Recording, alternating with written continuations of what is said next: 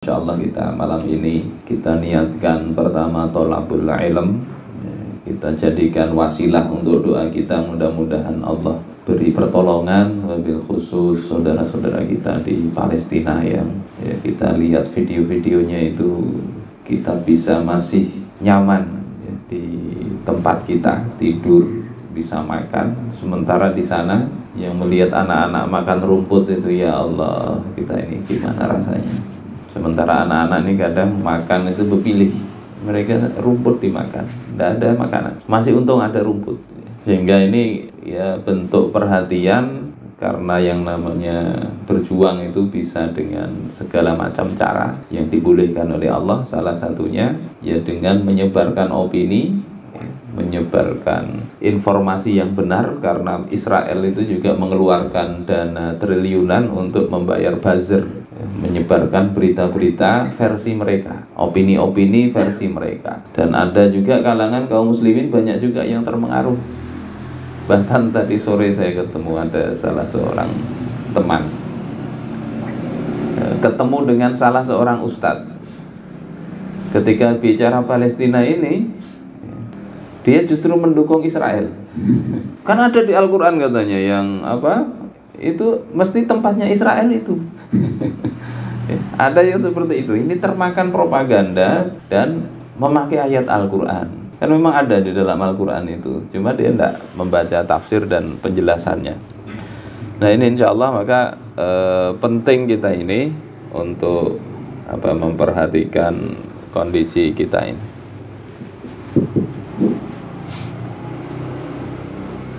Nah, yang penting kita pahami bersama, pertama, Palestina ini adalah tanah kaum muslimin. Ini hal mendasar ya. Jadi solusinya itu mestinya melihat solusi ini. Ini milik siapa? Jadi bukan bagi dua, bukan ya. Tanah ini milik kaum muslimin.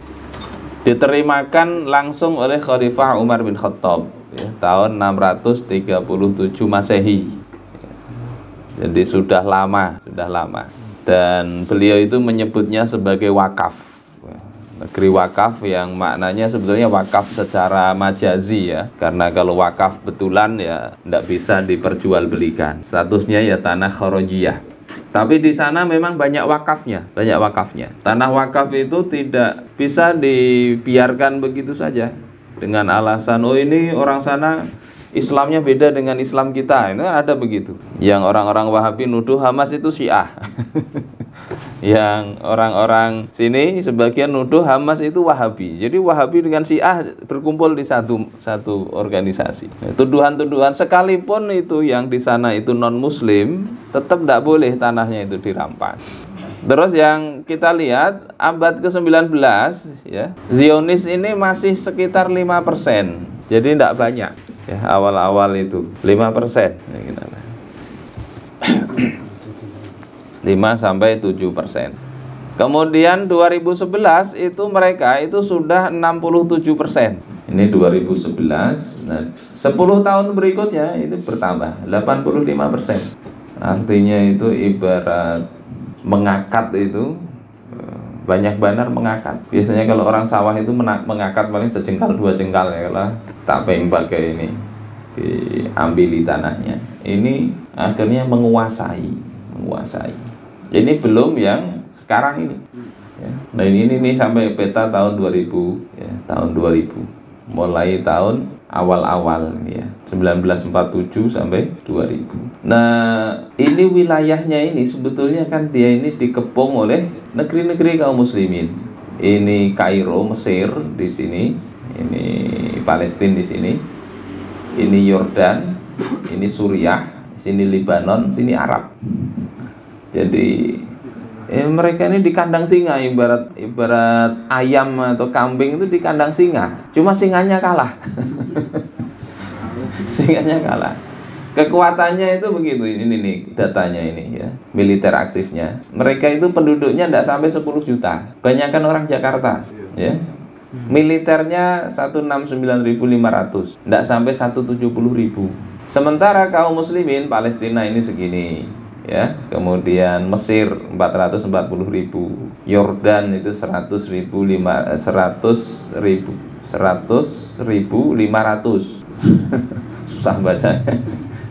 Lebanon itu 84.200, Suriah itu 173.000. Nggak tahu ini sekarang berapa ini ya. Artinya ini belum Arab nih ya. Taruhlah Arab aku jaga Masjidil Haram aja misalnya. Ini yang berdekatan, andai mereka ini tutup aja sudah. Aliri air ke sana ini, buang comberan ke sana semua, tenggelam itu. Jumlahnya lebih dari 5 kali lipat militernya ini. Kok bisa kalah itu? Yang kayak tadi apa kata Guru Abdul Hafidz, perang Arab itu. Dulu Perdana Menteri Israel yang waktu perang Arab itu siapa itu? Siapa? Yang perempuan itu? Ada perempuan itu. Yang dia ada mimpi buruk gitu. Dia tidak bisa tidur, mau perang Arab itu tidak bisa tidur. Nanti aku ini dikeroyok oleh banyak kaum muslimin. Ya. Malamnya tidak bisa tidur. Tetapi besoknya ternyata tidak. Oh, baru tahu bahwasanya kaum muslimin banyak itu tidur mereka. tidur. Makanya itu menang tadi. Ada perang 6 hari, ada perang Yom Kippur. Itu kan sebetulnya sudah ngeroyok ini kisahnya. Ya, kisahnya ngeroyok. Tapi kalau kita lihat di kitab Mafahim Siyasiyah, itu sebetulnya etok-etokan. Karena apa? Yaitu anak si bos ya, Amerika, Inggris itu kan yang membidani Israel ini, Yahudi ini apa ya, Zionis, negara Zionis ini. Kemudian penguasa-penguasa Arab ini kan anak buah, dalam artian di bawah cengkraman entah itu ke Amerika, entah itu ke Inggris. Jadi kalau seperti Mesir itu ya sekedar mau menaikkan pamor aja terhadap kaum muslimin, sehingga Anwar Sadat itu begitu ngerahkan tentara hebat di dalam negeri pamornya naik ya. Tetapi tidak terjadi peperangan secara serius sebetulnya, tidak serius. Koordinasi mungkin juga kurang. Masalah perang sekarang ini kan dulu-duluan mestinya ya. Banyak pesawat, banyak bom, tapi tidak disuruh ngebom. Nanti dulu. Keburu orang ngebom. Yang terjadi begitu, pesawat itu banyak habis, tidak sempat terbang. Sempat itu sekedar menyerahkan prajurit untuk dibantai musuh. Ngeri memang kalau seperti itu. Prajurit dikirim tapi diikat, tidak disuruh tidak diberi strategi yang baik untuk menyerang, itu bagaimana? Dihabisi musuh. Nah, ini gambaran perbandingan militer itu ya. Ini kalau dikumpulkan ya, yang kau negeri muslim, ini Zionis. Jadi 5 kali lipat lebih. Kok bisa kalah? Yang dari 5% jadi 85% lebih itu wilayah dikuasai sampai sekarang ini berapa puluh tahun itu, 70 tahun lebih. Ya pertama mereka menangnya ini dicicil ya, sedikit-sedikit. Kaum muslim itu mundur dikit-dikit. Penyebab kedua itu salah pandang problem ini. Kita lihat, memandang problem Palestina ini salah. Tidak sesuai dengan hukum syariat Islam, sehingga ujungnya makin kalah. Yang ketiga sebabnya itu adalah tidak ada penjaga umat, tidak ada. Nggak punya perisai untuk membela diri. Nanti kita bahas satu-satu. Yang keempat, prajurit muslim ini diikat. Bahkan yang mengikat itu bukan hanya penjajah, tapi ustadz-ustadz juga ikut ngikat. Nggak boleh itu, nggak boleh. Ada yang begitu kan? Kecuali diizinkan presiden baru boleh. Yang kelima yang nyata itu ada kelemahan semangat ya, terutama dari kalangan penguasa. Lemah, tidak berani. Gimana nyicilnya itu? Kita lihat ya, sejak agresi Israel tahun 47, apalagi sebelumnya itu sebenarnya sudah terjadi itu ya, penggusuran itu terjadi lebih dari 100 kali pembantaian itu. Lebih dari 100 kali. 48 awal Januari itu ada pembantaian desa Balad Asyeh dan Hawasyah. Jadi 2 desa habis. Ini baru awal-awal nih, 2 desa nyicil satu-satu kan. Mei itu desa ini, pembantaian Nasiruddin namanya. Seluruh penduduk desa ya habis. Jadi digerogoti. Sementara kaum muslimin sedikit. Tidak melihat bahwasanya yang sedikit itu akhirnya bisa banyak ya. Kemudian masih Mei 48 pembantaian Bait Darois. Ini juga penduduk desanya. Yang awal-awal ini tadi bahkan saat tidur itu di tempat-tempat tidur dibantai, dan bisa menggunakan tangan selain mereka ya, digunakan tangan-tangan orang Kristen Lebanon ya. Bisa seperti itu, sehingga yang muncul di berita itu konflik perang internal ya. Seperti itu. Kemudian masih 48 ya, pembantaian Deir Yasin 600 orang. 82 ini ya yang besar itu, yang terkenal pembantaian Sabra dan Satila. Kamp pengungsian 10.000 orang itu yang terbunuh.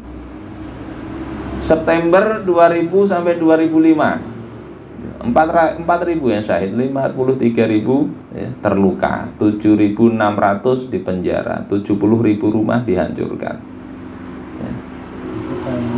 Tahunnya ini, tahun-tahun ini 2006 ya, ya, sekitar sebulanan ini 110. Kemudian Desember 2008 sampai Januari 2009 itu ada sudah mencapai 1.400 ya. Jadi ini banyak gitu data-data ini. Ini yang 2008 sampai 2023 ini. Ini jumlahnya menurut data PBB. Menurut data PBB. Kita sudah tidak usah ngitung, percaya aja sudah. Walaupun mungkin ya di lapangan mungkin ada yang tidak tercatat dan sebagainya, cuma ini yang di data mereka. Jadi korbannya banyak betul ini. Bukan hanya satu jiwa kaum muslimin, tapi ini ribuan, puluhan ribu. Jadi nyicil dari sedikit-sedikit, satu desa, dua desa, dan terus menerus sampai sekarang kan, sampai sekarang itu terjadi penggusuran pemukiman kayak gitu ya, model kayak Rempang gitulah. Di Indonesia kayak Rempang gitu. Bahkan kemarin mau Piala Dunia Israel itu mau datang ke sini, itu di sana ada penggusuran lahan, penggusuran pemukiman penduduk Palestina, perluasan. Makanya itu kalau di dalam bab dosa itu, ibarat dosa kecil kalau dilakukan terus-menerus jadi dosa besar. Mereka kecil-kecil menggerogoti wilayah selama 70 tahunan ini jadi 85%. Dan kaum muslimin sepertinya tidak merasa itu. Merasa itu ketika sudah ada kasus gini kan merasa. Nanti setelah ini hilang misalnya ya, sebulan 2 bulan kayaknya normal-normal, tidak ada masalah lagi. Ini problem kita.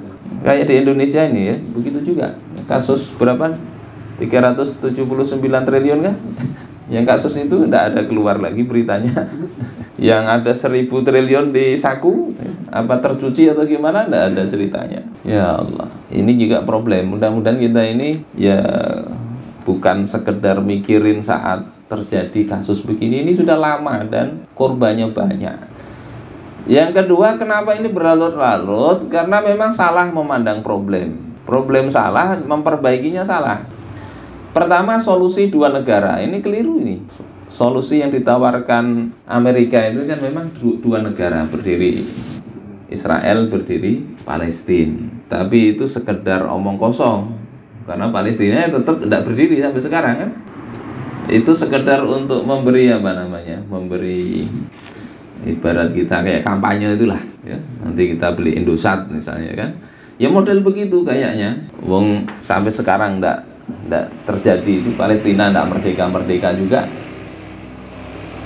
Tapi dikasih iming-iming gitu, sambil wilayahnya diambili. Nanti kalau setelah ini Gaza misalnya separuh dikuasai, semakin kecil lagi wilayah kaum muslimin. Kalau Inggris itu solusinya satu negara Zionis itu, tapi mau dibikin kayak model Libanon Bahari. Jadi bagi kekuasaannya supaya itu Muslim bisa diterima di situ, Yahudi bisa di situ. Jadi negara bersama. Entah nanti pembagiannya presidennya Muslim misalnya, wakil atau perdana menterinya dari Yahudi. Ya model-model begitu solusinya Inggris Bahari.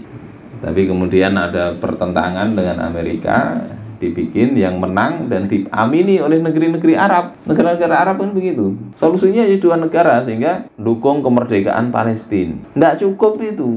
Muskilah Palestina itu adalah muskilatul wujud, laisa muskilatul hudud. Problem eksistensi Israel, bukan problem tapal batasnya mana.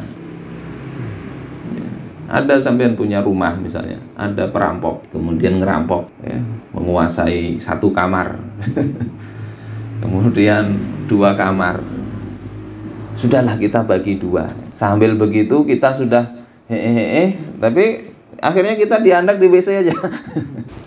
Itu kan yang terjadi begitu. Sementara tetangga-tetangga itu mengompari, sudahlah bagi 2 aja. Itu yang di WC keluarin, kasih di ruang ruang tengah kah atau di dapur kah? Kan model begitu logikanya itu. Begitu yang di WC itu yang punya rumah ini gedor-gedor kamar si yang ngerampok, ini bikin gaduh. Solusinya begitu, sadar atau enggak itu ya begitu. Ya. Mereka itu memang dasar ngerampas. Awalnya datang ke Palestina itu sebagai pengungsi yang diterima oleh kaum muslimin pasca runtuhnya khilafah. Sebelumnya tidak diterima karena Sultan Abdul Hamid kedua itu tahu mereka itu mau bikin negara. Jadi tidak diterima, bahkan berkunjung ya, ziarah masih boleh, tapi tidak boleh lebih lama dari 3 bulan menetap di situ, tidak boleh. Jadi problemnya ini sebetulnya di eksistensi Zionis, negara Zionis. Yang dia merupakan penjajah. Secara hukum syar'inya itu bukan dengan cara bagi dua, tapi caranya diusir sebagaimana Rasulullah Shallallahu Alaihi Wasallam. Padahal yang dihadapi itu bukan Bani Qainuqa, Bani Nadir itu bukan penjajah, bukan. Mereka hidup sudah di situ di Madinah, tapi mereka melanggar perjanjian. Oleh Rasulullah diusir dari Madinah. Dan mereka lebih dulu mereka daripada Rasul. Tapi mengkhianati perjanjian itu hukumannya bisa begitu. Apalagi ini asal muasalnya tidak di situ, kemudian mereka merampas dari tanah-tanah penduduk asli di situ. Nah, itu apa ndak keblinger menyatakan solusi 2 negara itu. Walaupun yang mengatakan ustadz atau apa, secara hukum itu melanggar hukum. Sampai yang tanah dirampas, kemudian oleh perampasnya bagi 2 aja. Ya Allah. Apalagi tanah di situ, sekali lagi saya katakan banyak tanah wakaf, ya, banyak tanah wakaf, sehingga ndak bisa. Wakaf itu berlaku sampai kiamat. Kemudian solusi kedua berharap pada PBB. Ini harusnya ya kita tertawa aja. PBB yang menjaga mereka kok kita berharap PBB. Ibarat kita ini mau membebaskan dari gangguan jin, tapi kita itu minta tolong kepada bapaknya jin. Nggak masuk di luar nurul. Di luar nurul. Itu kedua. Jadi kedua ini, yang pertama tadi mereka senantiasa menyicil itu, diambil sedikit-sedikit. Kemudian yang kedua, kaum muslimin salah pandang problem ini, mau berkompromi tadi itu loh, ya. Yang ketiga ini memang ini yang jadi problem utama, itu nggak ada penjaga. Di mana Rasulullah mengatakan al-imamu junnatun. Imam yakni kepala negara itu adalah junnah. Kata Imam An-Nawawi, makna junnah di sini adalah kasitri, seperti siter, pelindung, penutup. Ya, kalau kata Imam As-Sindi, junnah di sini adalah katursi. Katursi ini seperti perisai. Ya, seperti inilah kalau bahasa orang bahari, ya, perangwan pakai gini. Kalau sekarang ini kayaknya tidak perlu ya, bawa pelindung gitu. Jadi Kapten Amerika bawa gini. Seperti itu artinya fungsinya melindungi. Kata Imam An-Nawawi ada 4 di sini. Li'annahu yamna'ul aduwa min azal muslimin. Karena imam kepala negara itu dia bisa menghalangi musuh dari mengganggu kaum muslimin. Fungsinya itu. Wa yamna'un nasa ba'dahum min ba'din. Ya, mencegah manusia sebagian yang lain dari saling menzolimi. Rakyat itu supaya tidak saling menzolimi. Yang zalim dihukum, yang lemah dibantu. Ini fungsi kepala negara begitu. Kemudian wa yahmi baydatal Islam. Ya, menjaga kemurnian Islam, penerapan Islam. Sehingga kalau ada ide-ide yang nyeleneh, itu kepala negara punya tanggung jawab. Ada yang ngaku nabi, ada yang ngaku macam-macam Jibril, ada yang ngaku macam-macam, itu negara punya tanggung jawab. Untuk apa? Menjaga, melindungi itu. Wa yattaqihin nasu wa yakhafuna satwatahu. Dan manusia itu bisa berlindung dengannya, dengan negara itu, dengan imam, dan mereka itu bisa segan, takut dengan syatwatahu, maknanya sultan, kekuasaan itu. Karena bagaimanapun manusia kalau tidak ada yang kuat, yang ditakuti, bisa saling menzalimi. Ini di dalam penjelasan Imam An-Nawawi. Fungsi imam itu di situ, kepala negara. Ini di dalam kitab tafsir Ahkamul Quran, ya, Qadhi Ibnul Arabi, beliau ketika mengomentari itu ya, kisah Nabi Sulaiman yang kehilangan hudhud, ya, yang pernah kita bahas di sini juga. Mencari hudhud, mana ini hudhud? Aku kok tidak lihat. Nah, ini kata Imam Ibnul Arabi yang qadhi pada masa khilafah. Hadza yadullu min Sulaiman ala tafaqqudihi ahwalar ra'iyah. Ini menunjukkan Sulaiman sebagai kepala negara itu, beliau memperhatikan kondisi rakyat, bahkan satu burung. Karena rakyatnya termasuk burung. Coba bayangkan saya, belum ada statistik waktu itu. Lihat hudhud ada mana ini? Pemimpin itu begitu mestinya, ya. Yang ini kadang kita jangankan rakyat ya, anak kita aja tidak kita perhatian. Banyak orang anak maghrib punya anak gadis ya, tidak dilihat itu mana anaknya sudah pulang apa belum. Ayam aja diperhatikan ya, ayam sudah masuk kandang atau belum. Anak enggak. Wal muhafadzati alaihim, dan menunjukkan apa? Sulaiman ini memelihara urusan rakyatnya. Fanzuru ilal hudhud wa ila sigharihi, maka lihatlah hudhud dan kecilnya itu pun diperhatikan. Fa innahu lam yaghib anhu haluhu, maka hudhud itu tidak lewat dari pandangan Nabi Sulaiman, dari perhatian Nabi Sulaiman sebagai pemimpin, ya. Fa kaifa bi'adhaimil mulk, lalu bagaimana dengan kebesaran kerajaan itu? Tentu harus diperhatikan. Wa yarhamullahu Umar, dan semoga Allah merahmati Umar, Khalifah Umar bin Khattab. Fa innahu kana ala siratihi qal, sesungguhnya beliau itu di dalam sirahnya berkata, law anna sakhlatan bisyati'il furat akhadhaha dhi'bu, andai ada anak domba di pinggir sungai Eufrat dimakan oleh serigala, la yus'alu anha Umar, niscaya nanti Umar itu bisa dimintai pertanggungjawaban. Fama dhannuka biwalin tadhhabu ala yadaihil buldan, lalu bagaimana pendapat engkau? Apa yang engkau pikirkan dengan seorang kepala negara, wali itu seorang penguasa yang negeri itu hilang di tangannya? Pada masa kekuasaannya wilayah bisa hilang, itu gimana itu? Satu rakyat, satu burung aja diperhatikan, apalagi ini wilayah negeri hilang, tidak diperhatikan. Wa tadhi'ur ra'iyah, menyia-nyiakan rakyatnya. Wa tadhi'ur ru'yan, dan menyia-nyiakan para ru'yan, jamak dari ra'i. Ini juga ada di dalam tafsir Al-Hawi fi Tafsiril Qur'anil Karim. Menunjukkan apa? Penjaga. Bukankah sekarang banyak kepala negara? Iya, tapi tidak melaksanakan amanah untuk menjaga tadi, menjaga Islam, menjaga rakyat, melindungi rakyat dari musuh. Ini pentingnya itu. Nah, kita lihat ini yang bagaimana Khalifah Abdul Hamid Ats-Tsani. Ini ada di dalam kitab Sahwatur Rajul Al-Marid. Ya, ada kitabnya itu, Dr. Maufaq Bani Marjah, The Sick Man, orang sakit. Karena pada masa ini negara itu dalam kondisi dianggap oleh orang-orang Eropa sebagai negara yang sakit. Ya, ada banyak di sini, nih berapa halaman? 540-an halaman. Ini kisah apa? Disertasi kayaknya ini ya, disertasi. Kita lihat salah satunya, ini sudah saya copy paste di sini. Jadi isinya apa? Bagaimana orang-orang Yahudi itu sudah sejak lama itu menginginkan, sebetulnya ini Yahudi radikal ya. Karena orang-orang Yahudi di Amerika ini sebetulnya memprotes juga Israel tuh. Yahudi yang tradisional kalau lah.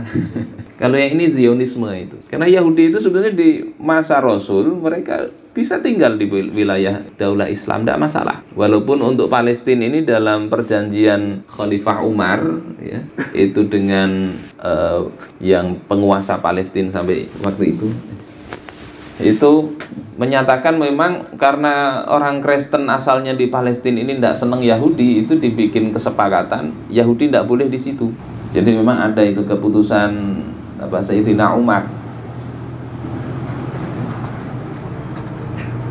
Islam itu menyelamatkan Yahudi dari pembantaian di Spanyol, itu khilafah Islam.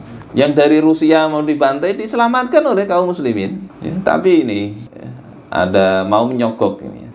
Sebelumnya itu sudah tahu ada konferensi yang ingin menghancurkan khilafah, yang kedua ingin bentuk negara.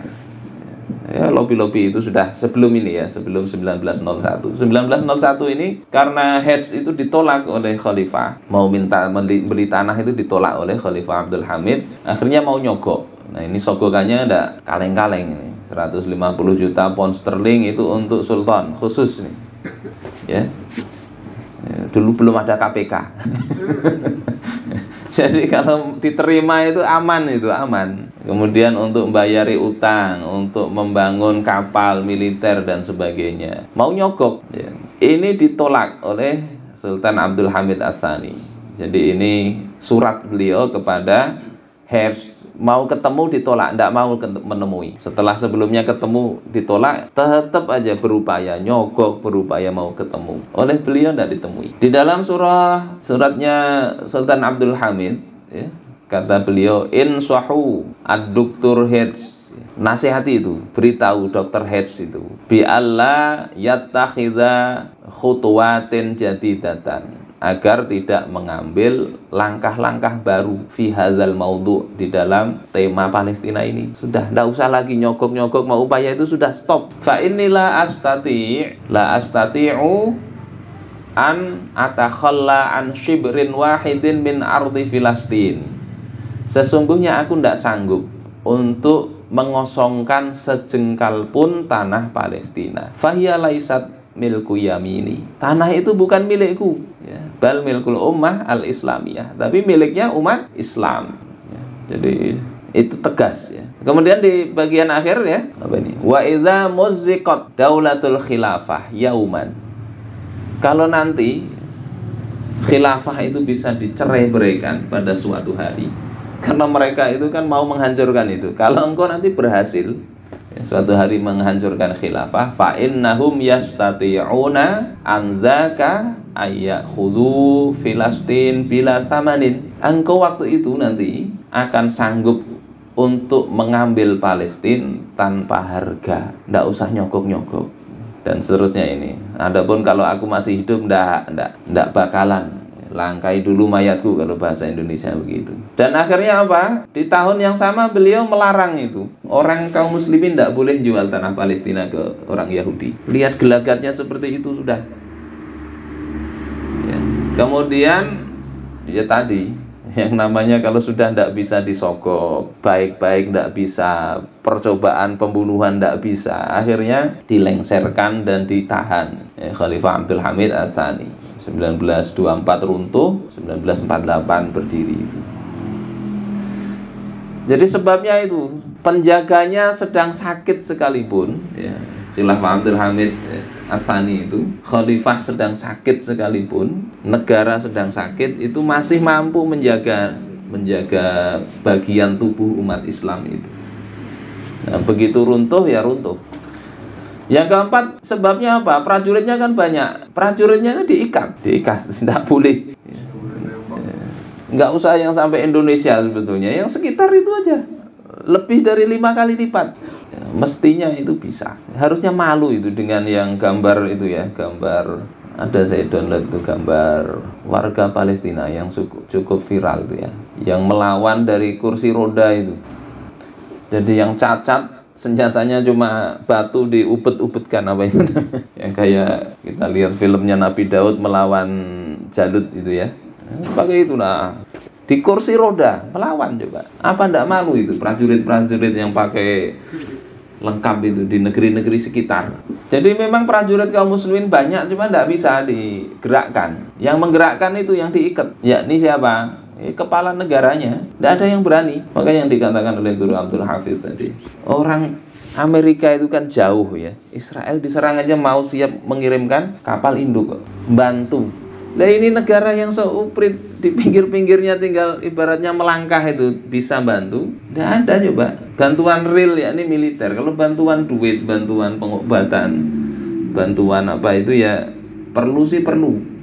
Tetapi itu kan tidak menyelesaikan masalah. Ya. Bantuan makanan penting, obat penting, ya. Tapi itu tidak bisa menghilangkan eksistensi Israel sebagai sumber masalah tadi. Ini problemnya. Kenapa ini terjadi? Ya karena tadi penguasanya itu yang merupakan, ya, Kalau bahasa kasarnya itu antek-antek Amerika atau Inggris. Dan kita lihat kisruh di Timur Tengah itu kan kadang perebutan antara Amerika dan Inggris. Suriah itu pula balik kudeta itu. Kita lihat aja yang mengkudeta siapa, yang dikudeta siapa. Itu ya bolak-balik itu antara Inggris dengan Amerika. Pro Inggris ini kudeta oleh yang pro Amerika. Yang pro Amerika kudeta lagi oleh pro Inggris, mulai dari Presiden Syukri Al-Quwatli itu pula balik kadang 4 bulan kena kudeta lagi.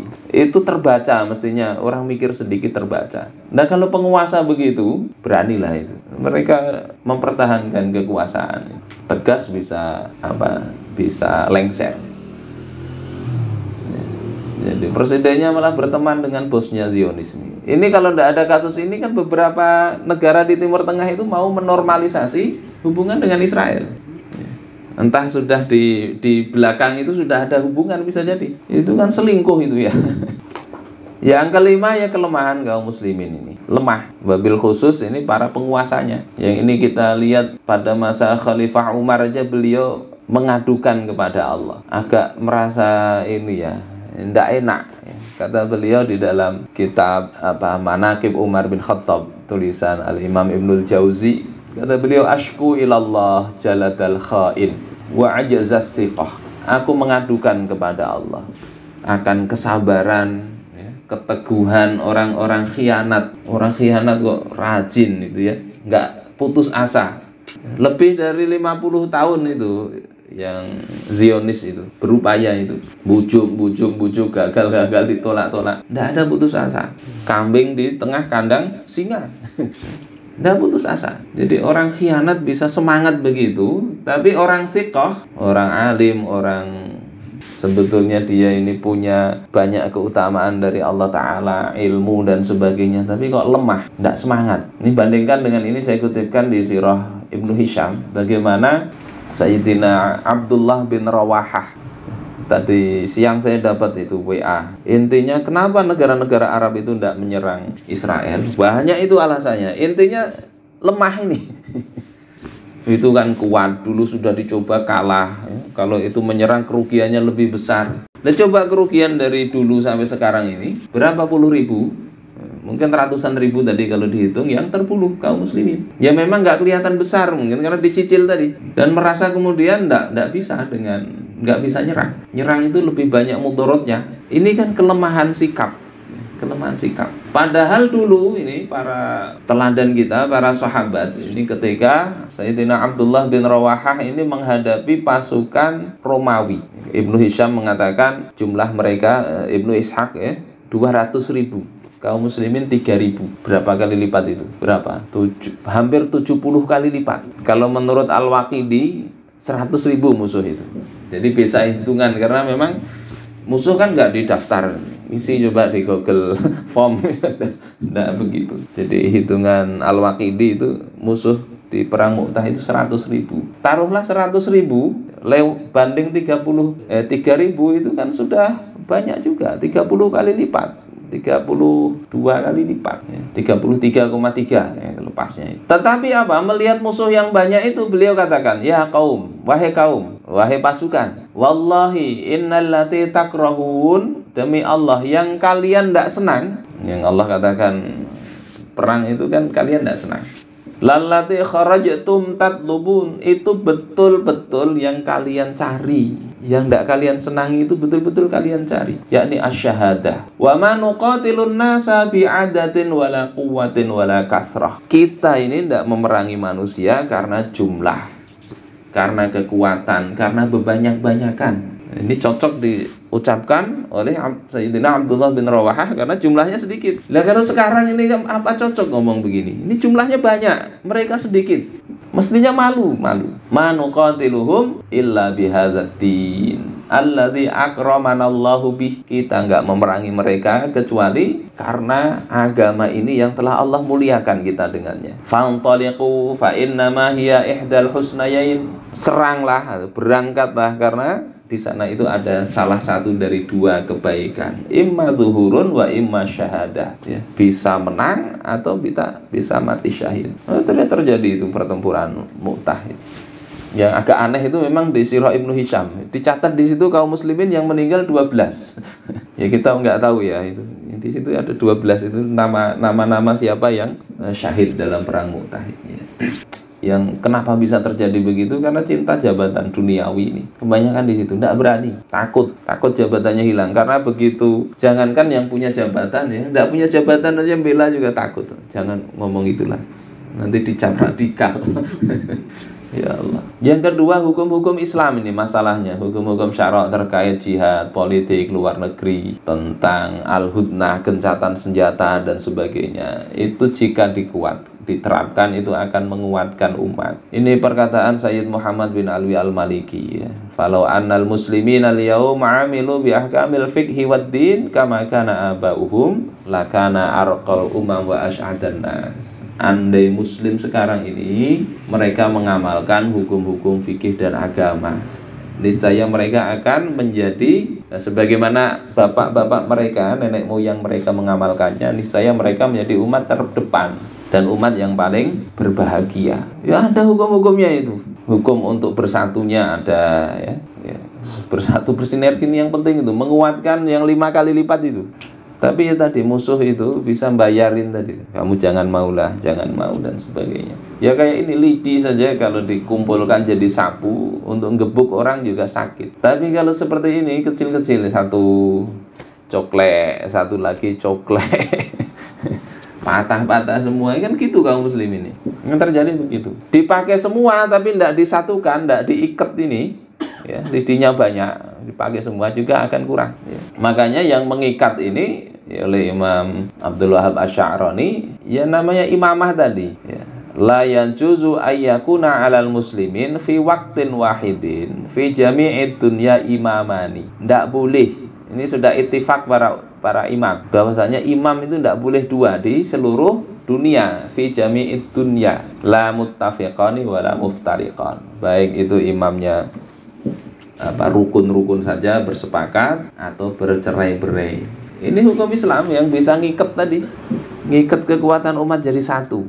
Sehingga walaupun digelari oleh Amerika the sick man, rajul marid, itu tetap sekedar ngomong saja mereka tidak berani. Jadi solusi tuntas itu berarti ya, selesaikan sumber masalah yang saya sebutkan tadi itu, yakni masalah sudut pandang yang mau diselesaikan apa itu. Yang kedua itu solusinya ya sebetulnya dienyahkan itu Israel Zionis itu dienyahkan. Bagaimana mengenyahkannya? Apakah diplomasi? Sekarang ini diplomasi terus ya. Diplomasi. Ujungnya apa? Ya 85% itu hilang. Itu dari bahari kan diplomasi. Mereka sekali diplomasi mengerat sedikit. Habis itu diplomasi terus. Ya. Diplomasi itu baru betul-betul efektif itu. Memang betul ya, diplomasi itu bisa menyelesaikan masalah. Baru efektif kalau kekuatan kaum muslimin ini besar ya. Atau minimal seimbang, atau kurang tapi punya keberanian tadi yang lebih tadi ya. Kecil tapi berani, yang besar bisa takut. Jadi kekuatan ini, diplomasi kalau tidak punya kekuatan ya ditertawakan orang. Tapi kalau kuat, dulu ada film saya setelkan, ada preman yang ngaco, yang tukang gorengan dia minyak di gasan ini, minyak menggurak ya, gasan cuci muka. Mbak itu duduk ada pakunya di sini. Jadi premannya tidak berani, akhirnya bayar. Nggak perlu berkelahi kalau memang kuat. Cukup berdehem aja selesai lah, atau dilirik aja sudah selesai. Sebagaimana dulu ketika tadi Khalifah Abdul Hamid Ats-Tsani juga itu ya, di cerita itu Prancis mau menghina Rasul dengan drama karya Voltaire yang menghina Nabi. Cukup disurati, stop itu yang menghina Nabi itu. Nggak berani itu Prancis, pindah ke Inggris. Inggris ini ada ngeyel dikit. Kami ini menjunjung kebebasan berekspresi. Kata Sultan Abdul Hamid Ats-Tsani, dikirim surat, kalau Inggris tetap begitu, kami serang. Kami umumkan Inggris telah menghina Rasul kami. Coba gitu berani gitu. Padahal kondisi itu digelari the sick man.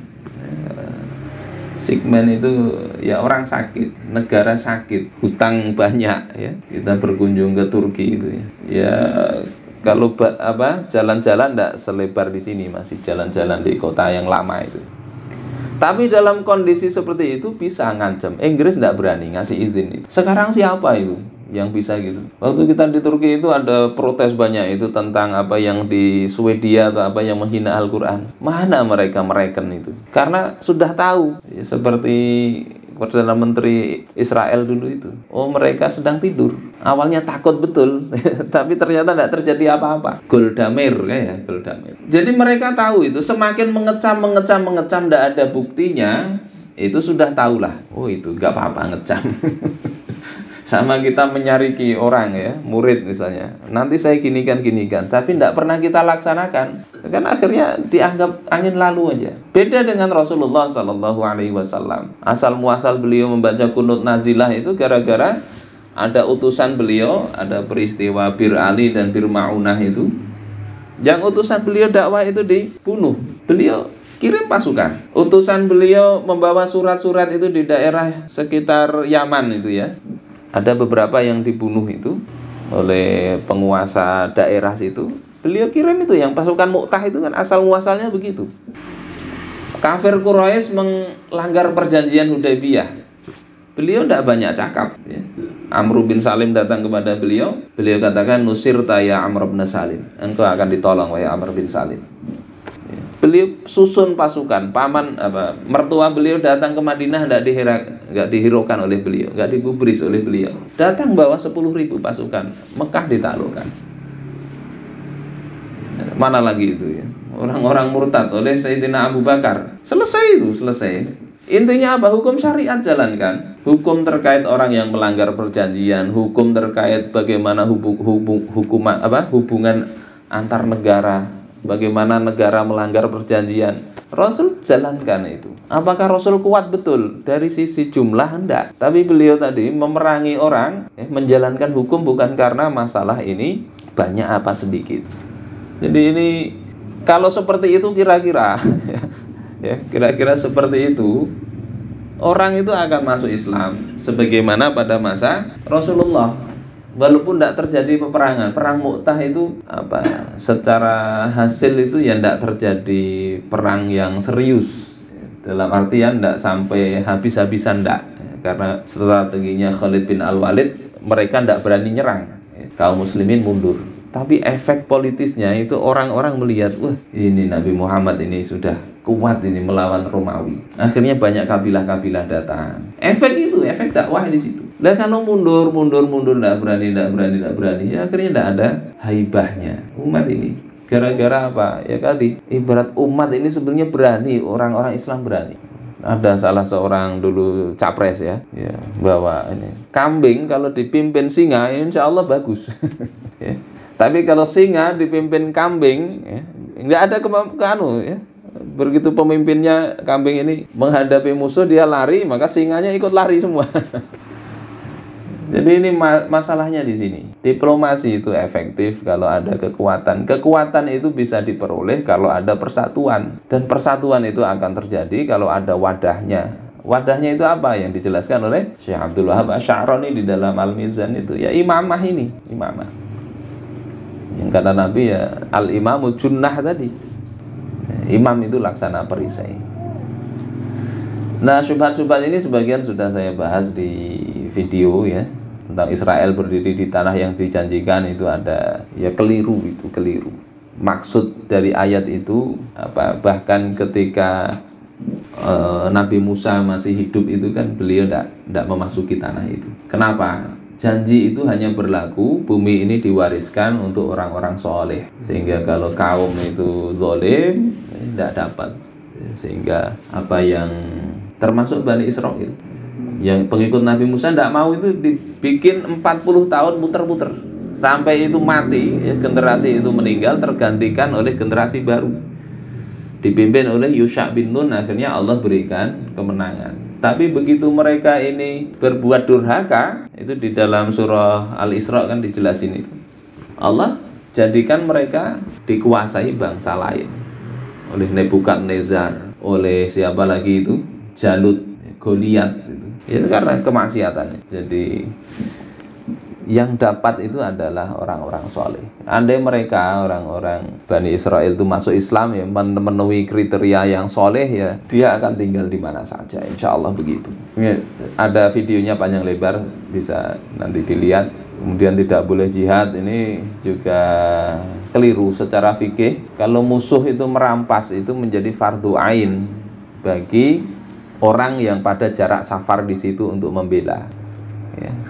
Resolusi jihad itu dulu berapa itu? Radius berapa puluh kilometer itu ya? Itu harus membela negara melawan tentara Nika yang ada di Surabaya itu kan? Yang besok diperingati hari santri itu. Itu kan karena resolusi jihad dari Kiai Hasyim Asy'ari dan para ulama, bukan dari Soekarno itu. Ya. Untuk melawan itu, bukan. Dan terjadi pertempuran 10 November di Surabaya itu, Jenderal siapa? Malabi kan yang tewas itu. Coba kaum muslimin senjatanya apa waktu itu? Ya, rakyat coba, ndak terlatih pasukan, ndak melawan, berhasil itu mengusir sekutu yang mau ngambil ghanimahnya menurut mereka.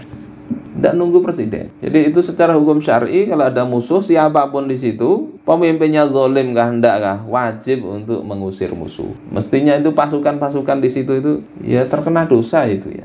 Pemimpinnya lebih besar lagi. Dan kalau enggak cukup ya, wilayah 90 km radiusnya itu melebar sampai ya kalau perlu seluruh kaum muslimin ya seluruh kaum muslimin. Ini mestinya begitu, bukan kemudian solusinya hijrah. Musuh senang. Israel ayo hijrah. Ya Allah, gimana? Hijrah ini bukan melarikan diri dari musuh. Hijrah itu ke daulah Islam.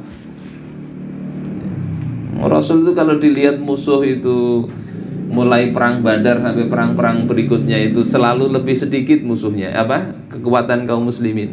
Tapi itu bukan alasan untuk melarikan diri. Bahkan perang Ahzab itu yang 3.000 kaum muslimin dikepung 10 ribuan pasukan Ahzab itu, Rasulullah sudah menyarankan ini. Kalau bubuan Ghatfan ini mau bebulik ada usah nyerang, nanti dapat harta dari Madinah, dari korma Madinah. Ibaratnya dikasih kompensasi. Dalam kondisi darurat itu menyelamatkan kaum muslimin boleh. Tapi apa kata penduduk Madinah? Ya. Dulu waktu kami ini belum masuk Islam, mereka tidak bisa makan kurma kami kecuali kami berikan dengan sukarela atau jual beli. Kita sudah masuk Islam begini, ini yang keputusan sampean ini wahyu atau strategi kah? Kata Nabi ya, ini strategi aja. Kata penduduk Madinah, demi Allah mereka nggak dapat dari kita kecuali pedang. Jadi semangat kaum muslimin itu begitu. Lah sekarang ini gimana? Kekuatan kaum muslimin secara hitung-hitungan lebih besar kok. Hijrah itu gimana? Nggak malu apa? Yang berikutnya, kalau menang akan kiamat, ini nggak usah kita bahas ini. Tapi ada orang begini. Sampai urusan kemarin itu ada khotib itu doakan untuk kemenangan Palestina. Saya ini serba susah. Kalau saya aminkan ini berarti doakan cepat kiamat. Terus tidak diaminkan. Ada yang begitu. Ya Allah, ini siapa punya ide begitu? Kiamat itu diaminkan apa enggak itu ya tetap akan terjadi. Yang ada sekarang ini sebagai ladang bagi kita mau berdiri di pihak mana. Jadi ini bukan masalah kiamat apa enggak. Jangan bicara khilafah. Nanti khilafah tegak itu semakin dekat kiamat. Anda itu bernafas itu juga sekali nafas semakin dekat kiamat, enggak usah bernafas. Masalah ini wajib apa enggak? Apa gunanya kita ini? Kita enggak bisa mengerim kiamat itu enggak bisa. Itu sudah ketetapan Allah, tapi yang diminta dari kita itu berpihak di mana? Kita ini berdiri di mana? Besok kiamat dalam sebuah hadis itu di tangan kalian masih ada biji, tanam biji itu. Artinya apa? Enggak mengharapkan hasil, tapi mengharapkan amal. Kita ini amalnya apa? Mudah-mudahan ini yang bisa kita sebarkan, karena ini perang ini ya, di samping perang di sana ini di sosmed ya, di pembicaraan masyarakat ini perang ide ini. Kalau idenya yang muncul nanti yang benar, itu diplomasi akan mudah, bersatu juga akan mudah. Tapi kalau yang muncul dominan di masyarakat ini yang tidak karu-karuan gini ya, kita susah juga ya. Yang pertama itu yang pikirannya kacau tadi itu kasihan ya. Gimana bertanggung jawab di hadapan Allah, malah bela Israel. Yang kedua ya kita yang tahu kalau tidak menyebarkan ini jadi tanggung jawab kita juga. Kita yang lain mudah aja sarser, tapi melawan buzzernya Israel kita tidak lakukan. Baik, ini mungkin saya kembalikan ke moderator. Assalamualaikum warahmatullahi wabarakatuh.